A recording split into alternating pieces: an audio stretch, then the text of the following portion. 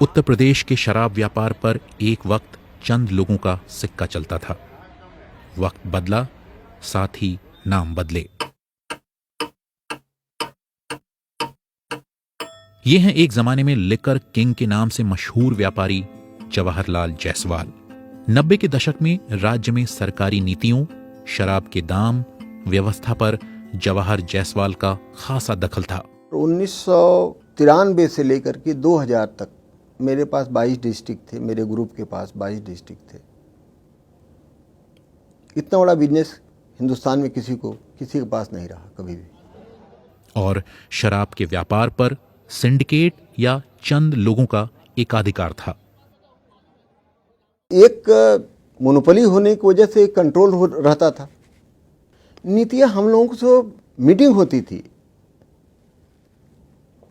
Excise minister बैठते थे, excise commissioner बैठते थे, प्रमुख सचिव बैठते थे। हमारे जितने भी यूपी के ठेकेदार सबको बुलाया जाता था कि आप बताइए भाई सरकार की रेवेन्यू कैसे बढ़ाई जाए और आप लोगों को भी फायदा हो। तो हम लोग बताते थे कि आप इस तरह कर दीजिए, आप इस तरह कर दीजिए। तो उस तरह की नीतियां हम लोगों के कहने से बनाई जाती थी। पहले दुकानें 8 बजे बंद हो जाती थी। हमने कहा साहब सरकार को ही नुकसान होता है, इस पर आपको 10% राइज मिलती है, इसको आप 10 बजे कर दीजिए तो आपको जो है रेवेन्यू जो है 12% 15% मिलना शुरू हो जाएगा। पहले 15-15-20 बंदियां हुआ करती थी। हम लोगों ने कहा कि भाई आप केवल 26 जनवरी, 15 अगस्त और 2 अक्टूबर बंद करिए। सरकार ने मान ली। उन दिनों दुकानों की नीलामी में रसूख रखने वाले शराब व्यापारी पैसे और ताकत के जोर पर 5 या 7 दुकानें छोड़िए, जिले की सभी दुकानें खरीद लिया करते थे। पता है पहले 70 से लेकर 80 तक लाला मणिलाल, रायराम जायसवाल, दीपनाथ जायसवाल, लालाराम प्रकाश, श्रीनारायण साहू, ये लोग थे पूरी यूपी के ठेकेदार। 80 से 90 तक लाला जगन्नाथ जी, लाला मणिलाल, विनायक बाबू, अमानत हुसैन, ये लोग थे। 85 या 88 के बाद माननीय जवाहरलाल जी आए, बद्री बाबू जायसवाल आए, गोरखपुर वाले, ये लोग आए। एक्चुअली जब तक गवर्नमेंट का सिस्टम नहीं था तो मैक्सिमम 50-50 का रेशियो होता था, नंबर 2 नंबर 1 का।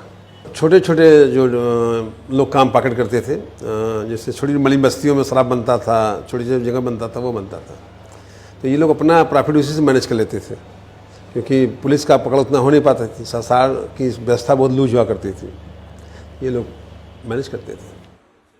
पूर्व अधिकारी बताते हैं कि व्यापारियों का जोर इतना था कि वो दुकानों की मनमानी कीमत देते थे, क्योंकि उनके सामने खड़े होने की ताकत किसी में नहीं होती थी।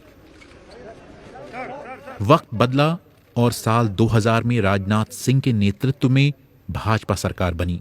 पूर्व अधिकारी बताते हैं कि यह सरकार का पूर्ण समर्थन ही था कि वो एकाधिकार और व्यापारियों की मनमानी खत्म करने के लिए साल 2001-2002 में नई आबकारी नीति ला पाए। इस नीति में लॉटरी से दुकानों के आवंटन का प्रावधान था। नतीजा ये हुआ कि पुराने बड़े नाम धीरे धीरे बिजनेस से बाहर हो गए। ये आसान काम नहीं था। मुझे थ्रेट्स मिले, मेरी फैमिली को थ्रेट्स मिले। रात में 2-2 बजे लोगों को फोन कॉल आते थे। उसमें मोबाइल फोन तो था नहीं उतना ज्यादा। फोन कॉल आते थे, ये कर देंगे, वो कर देंगे। मेरा भी सीएम से उनका अच्छा भी आप जो है गार्ड ले लीजिए। मतलब did not use to disclose my travel program also. कभी रोड से आ गए, कभी ट्रेन से आ गए, कभी कैसे आ गए, कभी कैसे आ गए। वो सारा वो कोर्ट में we had to fight tooth and nail, क्योंकि उनके पास they had unlimited money. That liquor mafia कहें या लिकर कॉन्ट्रैक्टर लॉबी कहें, जो भी कहें, they had huge amounts of money, so they could have the best of life. वक्त के साथ सरकार बदली और शराब व्यापार के केंद्र में आए पॉन्टी चड्ढा। एक अधिकारी के मुताबिक पॉन्टी चड्ढा के उदय के बाद पहले की मोनोपोली सुपर मोनोपोली में बदल गई और 2001 की आबकारी नीति की धज्जियां उड़ा दी गईं। राज्य में शराब की सारी सप्लाई अब उनके हाथ में थी। मायावती और अखिलेश यादव सरकारों से नजदीकियों के आरोपों के बीच उनका साम्राज्य फैलता गया। इस साम्राज्य के बीज पड़े यहां मुरादाबाद में, जहां विभाजन के बाद उनके दादा यहां आए थे। यहीं पॉन्टी चड्ढा ने बिजनेस के गुर सीखे।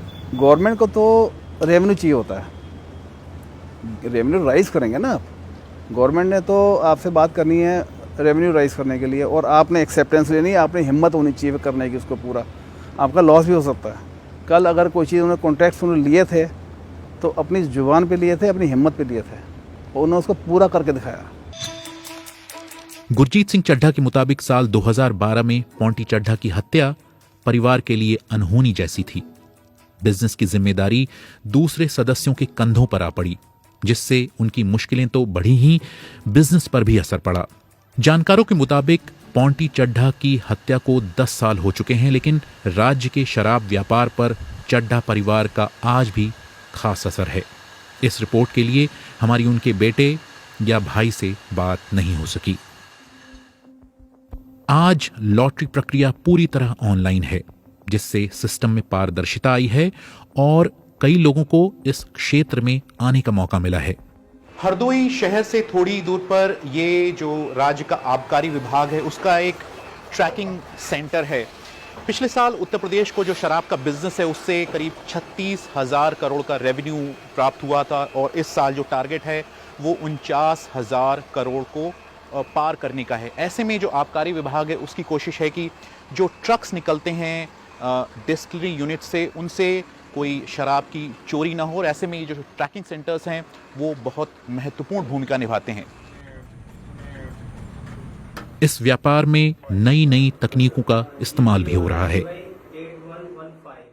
Every process, starting from the distillery to wholesale, then retail, it is being tracked with the help of technology.